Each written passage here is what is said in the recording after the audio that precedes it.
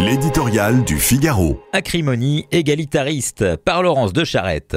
C'est une constante depuis l'après-guerre. Le discours sur l'école engendre régulièrement chez certains de ses auteurs un trouble dissociatif de la personnalité, un dédoublement, souvent appelé à tort schizophrénie, qui consiste à s'enflammer pour l'école de la République et à scolariser ensuite, parfois en même temps, ses enfants dans le privé.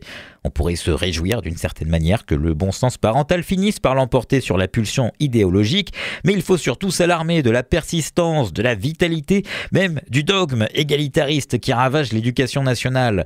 L'offensive menée à l'Assemblée par le député LFI Paul Vannier, co-auteur d'un rapport acrimonieux contre l'enseignement privé, est l'une des dernières manifestations de cette idéologie perverse qui voudrait vaincre les mots du public en les transmettant au privé, voire en le supprimant. Drôle de raisonnement que celui qui prône l'exportation des échecs et les érige en modèle universel.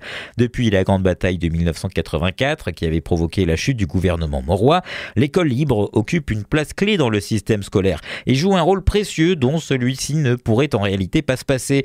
Près d'un élève sur deux y effectue une part de sa scolarité. Évidemment, la dimension confessionnelle et plus largement la place des valeurs éducatives reste au cœur de la proposition du privé, mais ce qui guide aujourd'hui essentiellement les parents de toute classe sociale, c'est la réussite scolaire, celle précisément que le public, en bien des endroits, n'est plus en mesure d'assurer. L'attrait du privé qui n'a cessé de se démocratiser souligne en creux la faillite de l'éducation nationale, sa beauté de l'intérieur par les théories des pédagogistes attaqués par les menées séparatistes, mais nullement mise en danger par on ne sait quel privilège de l'école privée, fut elle-même un peu catholique. C'est bien parce qu'elle a oublié l'excellence, supprimé le mérite, disqualifié l'autorité, discrédité les savoirs que l'école de Jules Ferry et Jean Jaurès ne parvient plus à remplir sa mission, et les mêmes coupables absurdités appliquées partout ailleurs ne manqueraient évidemment pas de produire les mêmes effets. N'est-il pas simplement grand temps d'y renoncer ?